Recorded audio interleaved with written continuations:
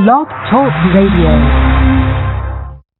Are you ready to take a bite out of the competition? Are you looking for ideas to make your business better? Welcome to the Core Business Show with Tim Jacquet, sponsored by Apple Capital Group. At the core of every successful business, you'll find people making a difference. And with each episode of the Core Business Show, we talk with those people, examine those ideas, and explore the strategies that make them special. Now, the host of the Core Business Show, Tim Jacquet. Well, good morning, everybody, and welcome to another episode of the Core Business Show. I'm Tim Jacquet, your host. Today I have the pleasure of having Chris Jordan. He is the founder and president and chief steward of Electric Acoustics. It's a sound company out of Fort Worth, Texas. If you have any questions, we invite you to call in at 347-324-3460, or you can pose your question in the chat room, or you can go ahead and Twitter us at #AppleCapital. Well, Chris, welcome to the program. Well, thank you very much, Tim. Good to be here. I guess to begin with, kind of tell us about yourself and your company and how did you get started? Well, that's just a great story. We have been in business for 28 years, last April 1st. And that should tell you a lot about how we do things, starting it on April Fool's Day in and of itself. But, my business plan was working with my dad, installing stereos in homes and occasionally small churches. And we worked out of a 1974 Pontiac station wagon with ladders on the top, and I wrecked the family station wagon. Oh my gosh! And I had a project that I needed to get completed, and my biggest obstacle to that was having a van and tools because I wanted to start my own business.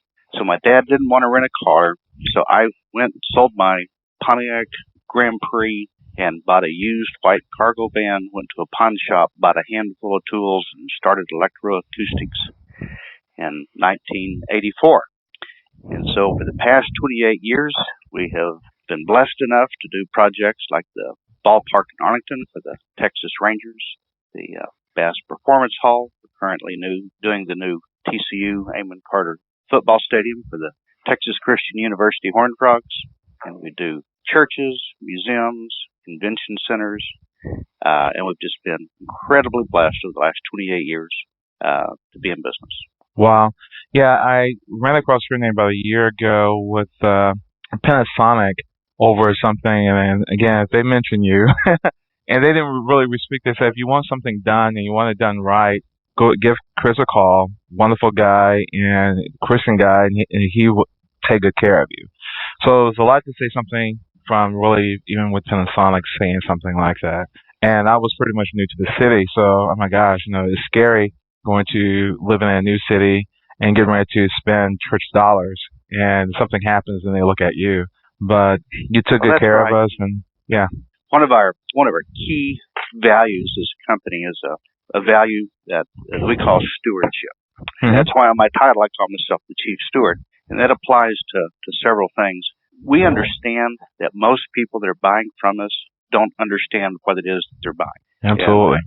A steward is someone that has been appointed the trust of someone else's resources or a manager. And so we decided that we would manage our customers' resources in a way that honors God. And so we would not oversell systems or undersell systems, that we would design the system that was most appropriate for the application. In your church that we recently did for you, we could have replaced the entire system, but instead of doing that, if you recall, I said really what we need to do is just adjust what you have and make some minor changes, which really made a big difference and saved thousands of dollars to the church. Yeah, absolutely. And even when I was at CNN a few months ago, beginning of the year, and it was kind of neat to see that they're using for the anchor's desk, they're using the Sennheiser lapel mics. And I said, oh my gosh, we got those. Yeah, it was awesome. So if CNN can use them, we got probably some of the best. That's right. It was kind of really, really, I said, oh my gosh, I was really impressed when I went on the anchor floor and asked the sound guy, so what are you using? He showed us, got that. So that felt really, really good. That I said, okay, I know we've done something well. But what is the normal challenges? Well, everyday challenges are dealing with a sound system, because you always get different opinions.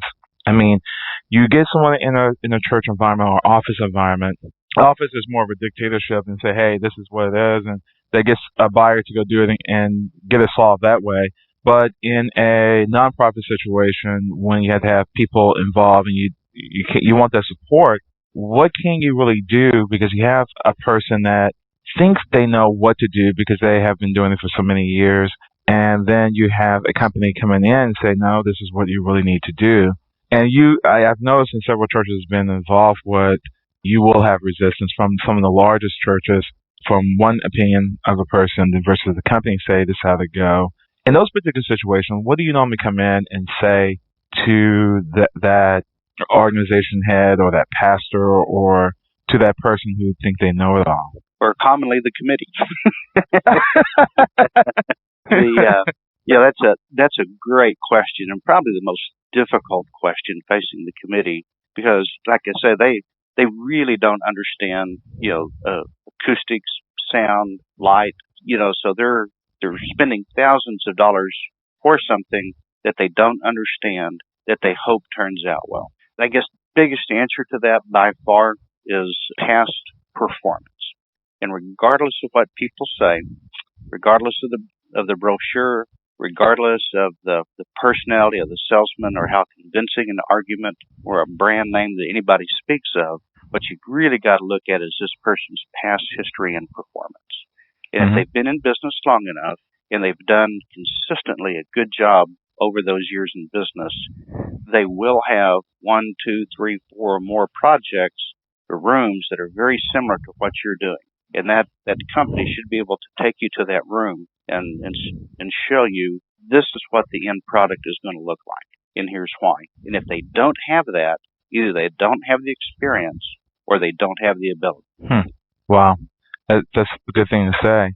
I know that you've done things from the ballpark. How in the world, from the ballpark with an open space like that, how do you go in there and to design a system that will work for something that big? I mean, it's like 50 or 100,000 seats?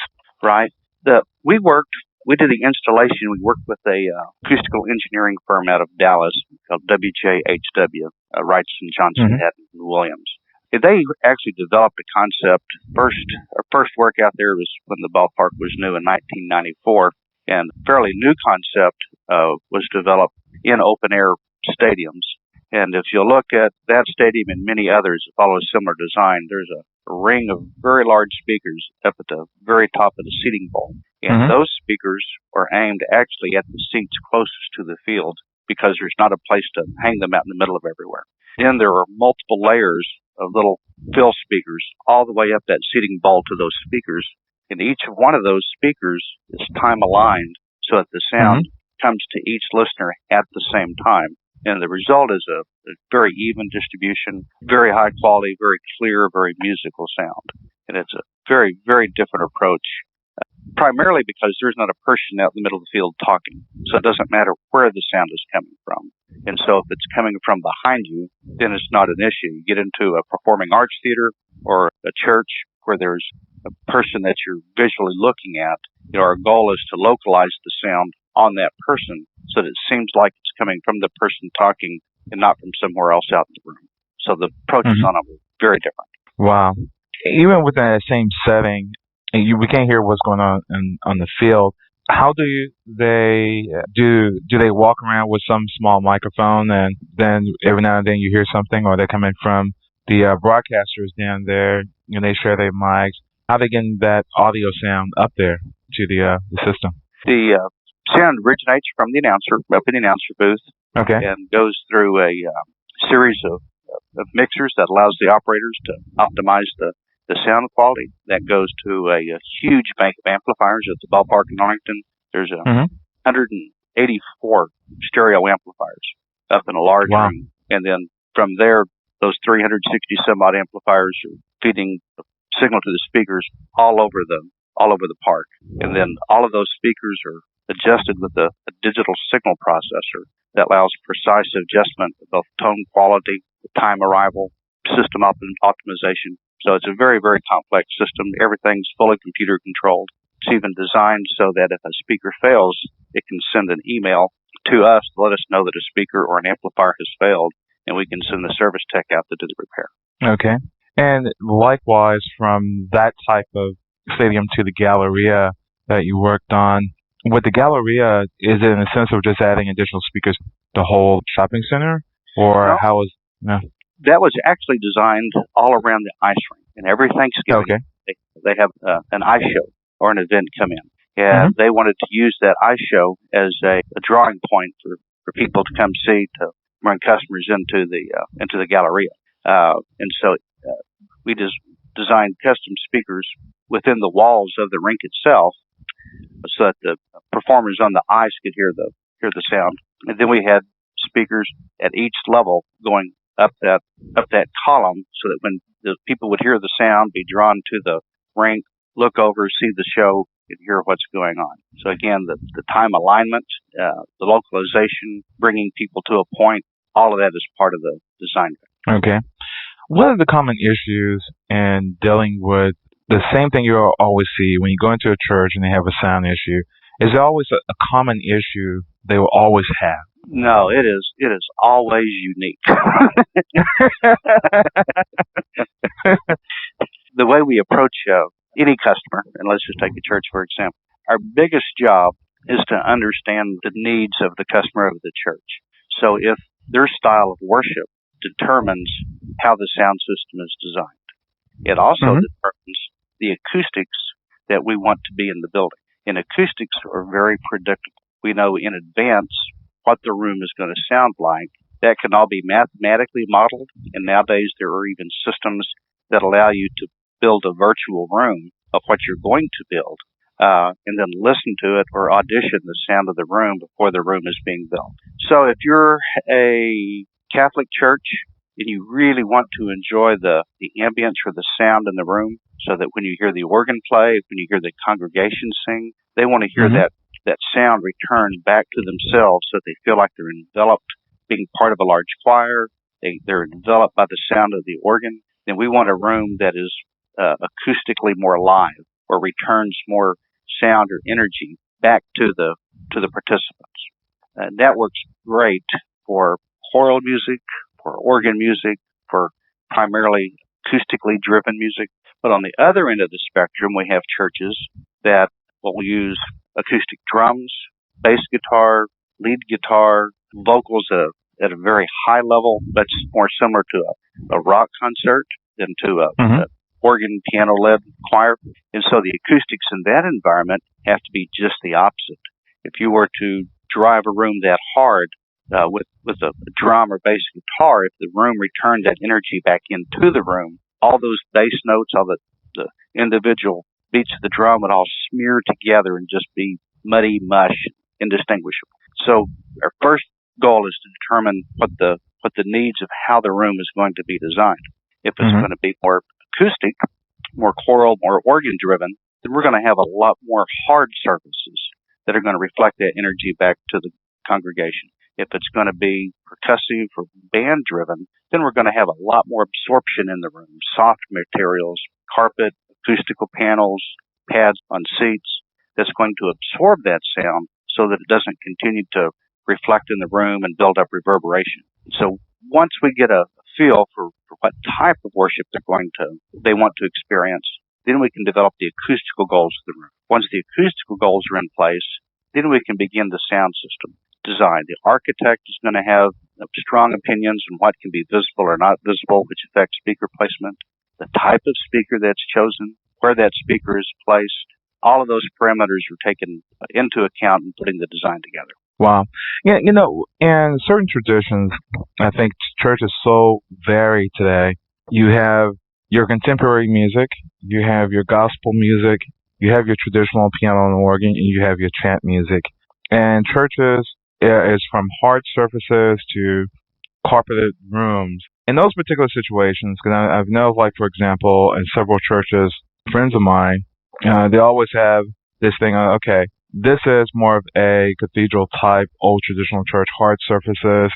Yeah, it's great for a cappella music, it's good for Gregorian chants. However, when you add the 11 o'clock service to it, or the Sunday evening service who wants to have the rock guitar style or contemporary music, then you end up with a different dynamic. And then when you add band instruments, flutes and saxophones and all of that together, then you're adding more to that particular mix, and that's really hard to control. How in the world can you control drums, bass, guitar, a 10-piece orchestra in the sense, or a 16-piece orchestra, all in that same context in that particular worship space, which was designed for something simpler than that?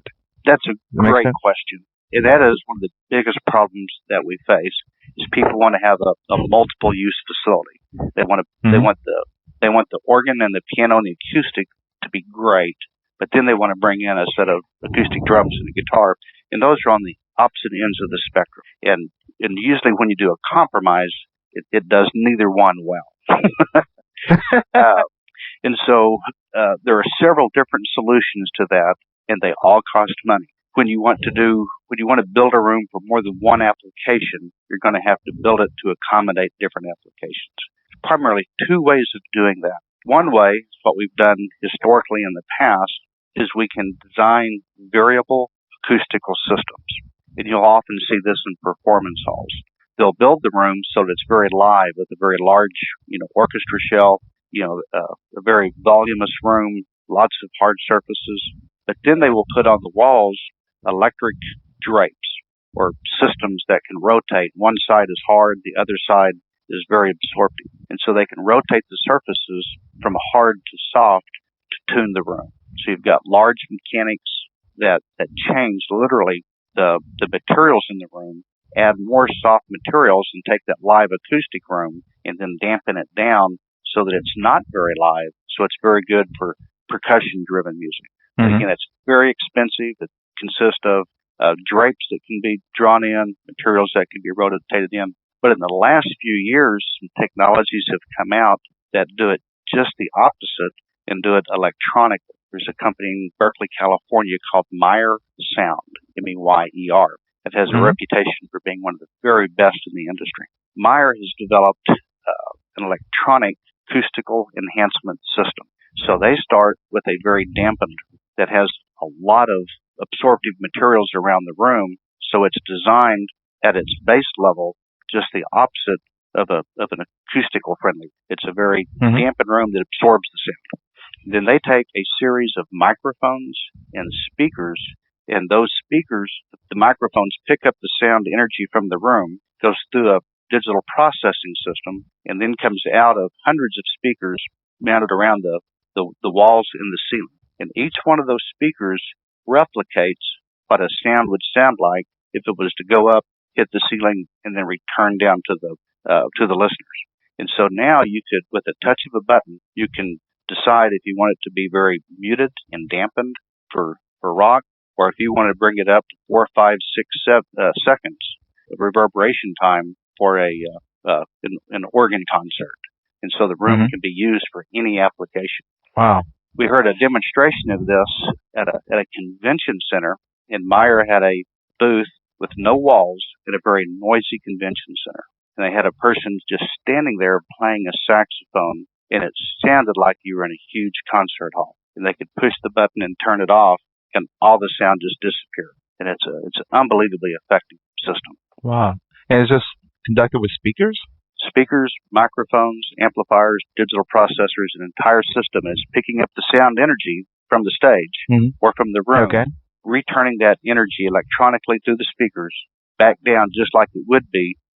You're creating virtual walls that are mimicked Okay. by these speakers. Okay, I follow.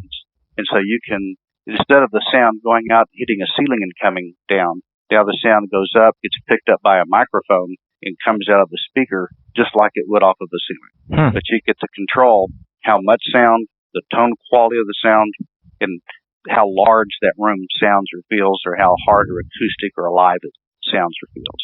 It's Okay. unbelievably. It's just difficult to understand how it happens when you're hearing it, but it's just wonderful. Okay. I have a question right here with the experience of with the black church, gospel, Baptist. I'm sure that their focus is a little bit different. They're going to be more focused on their lower tones. They're going to be focused on particular, like for example, a Hammond organ and drums and bass. Then they build things from there. Is there any difference? I'm trying to take his question because it's a pretty long sentence. In that particular style, now we come from a rock. Now we're going to now a different cultural mix because they want a certain mix in order to get that feel of that traditional church of what they're looking for. Any difference in how you actually prepare the sound for that type of environment? Yeah, absolutely. We choose the room acoustics and the sound system based specifically on every church's needs. And when you're saying it's a black gospel church, we've done quite a few of those.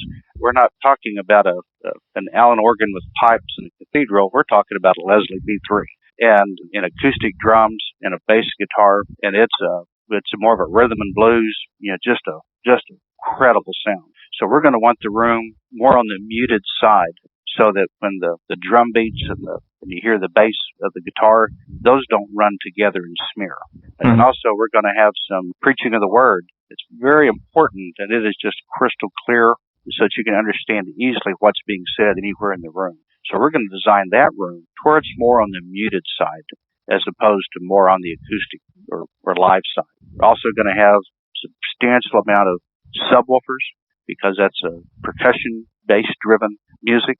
And so we want to be able to feel that as well as hear it to where we engage with the music, what's going on, and it's going to be played at a pretty high level. And so we need a system that's capable of producing those. Okay. If there was like a top 5 things that a church should do, and when looking at getting a sound provider in the community or upgrading or doing something with the sound system, what advice do you have for them if they did 5 different things or looking at 5 different proposals? I mean, you mentioned the top of the hour, look at the credibility of the company, look at the work they've already done. But what advice would you give them if they're at the beginning stages or if they're looking at kind of upgrading their sound in the church? Yep, and I'm going to start right at the top of the hour, and that is most important is verifiable experience. A person can be in business 20 years, but not necessarily do good work. So if you don't go and look at the systems, you've got to verify that experience. So that's by far the most important. I would say right below that is the service department. Do they have full-time service department? And can you get a hold of them on a weekend? Can you call up on a Sunday morning, have a technician return you, and walk you through the problem? Because that's when the problem's going to happen, on Friday afternoon, Saturday, or Sunday morning. So what's their service department? How are they going to support you and back you up? Third, I think, would be financial stability. I would ask for the company's financial statement. Are they barely making it? Are they in debt? Are they going to be able to finish the job? Are they going to be around in 2 or 3 years to service you? We're a debt-free company, and we're financially strong. That's why we've been here 28 years. We want to be here another 28 years to take care of our customers. That's the kind of partner you want, so that when you need help, you can get it. Then I would look at their design staff. Who do they have on their design staff? What kind of work have they done in the past? What are their credentials? Can they show you the work they've done? And then I think just the quality of the work itself. And then again, we do a tour of churches for our clients. We find out what kind of the worship style that they have. We'll take them to 2, 3, 4 similar facilities of the worship style and the size of room they're looking for. And they'll be able to get to look visually how we've done the work, what the quality is like. They'll be able to hear the sound. They'll be able to walk around, ask questions, look at the video, look at the theatrical lighting. They'll get to see it in action. And that's how when you find that company that can deliver that multiple times, then you know you've got the right company. Wow. And last couple of comments real quick. When it comes to running a business like yours, what advice do you have a person who's looking to get into sound ministry or any small business? What things and within your struggles when you first started, what advice do you give to them in order to kind of get yourself ramped up for a business? Well, that's really a good question too. I think the bottom line is that you have always got to be committed to doing the right thing regardless of what it costs you. And if you make a mistake, you go correct it at your cost. And you just admit it. You don't make excuses. You don't cover it up. You don't blame other people. You just take care of it, even if it costs you money. Proverbs 15 says that a man of integrity swears to his own hurt, and he does not change. I think that's the model of the kind of man you want to do business with. That if you sit down, I had a the customer where I could have justified the decisions that I made, but I realized in the end I did not do a good job of listening, and I should have picked up on what he was asking me, and I failed to do that, and it cost me $7,000. Wow. And he has given me multiple references and given me many jobs as a result of that, and I've made that $7,000 back multiple times over. And everybody would want to do business with the man that will be honest, that will do the right thing, that will always keep his word, and always put your needs above his. Who would not want to do business with someone like that? Wow, that's perfect. I do have one question here from a podcaster. You said, what type of equipment will I need if I do a podcast? I'm not sure. I'm sure you have some general information. So I think that's more of your line than mine. I have no idea how you look at it. Just turn it on and go from there. But anyway, I'm sure they just need a mixer and a microphone, and I'm not sure what else they need from that. And a computer. So, so that was cute. But anyway, how can we contact you if they have any other questions or if they want to talk to you in the Dallas-Fort Worth Metroplex? You bet. The best way is my email address. That is C like Chris, C Jordan, Jordan, at EAV like Victor, I.com. Electroacoustics Video Inc. So C Jordan at EAVI.com. And our website is www.eavi.com. And my phone number is 817-924-2756. Great. Well, Chris, thank you for coming on the program. Really appreciate your time. Well, Tim, thank you for having me. It was a pleasure. Okay, great. Understanding and improving your sound system with Chris Jordan. Thank you so much for coming on the program. Thank you. Have a great day. This show can be downloaded on iTunes or Blog Talk Radio or blog.apple Capital Group. If you have any other questions, you can give Chris a call, be in the Dallas-Fort Worth Metroplex, or you can give me a call and I'll go ahead and forward the information over. Again, this is another production of the Core Business Show with Tim J.K. Everybody, have a great day, and thank you for listening. Thank you for listening to the Core Business Show with Tim J.K. For a free quote on equipment leasing and financing, visit our website, applecapitalgroup.com. That's applecapitalgroup.com. And fill out the information to receive your free quote. We hope you'll join us for our next episode. And remember, you can always get to the Core via iTunes. You'll find all our previous episodes there. Thanks again for listening to the Core Business Show with Tim J.K.